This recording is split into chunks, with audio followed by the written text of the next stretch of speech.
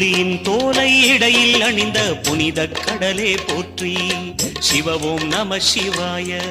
கலியின் தீமையாவும் நீக்கும் கருணை கடலே போற்றி.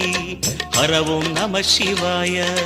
புனலே நம சிவாயம், பொருளே நம சிவாயம், புகழே நம சிவாயம், புனிதம் நம சிவாயம். நம சிவாய நம சிவாய ஓம் நம சிவாய. நம சிவாய நம சிவாய ஓம் நம சிவாய.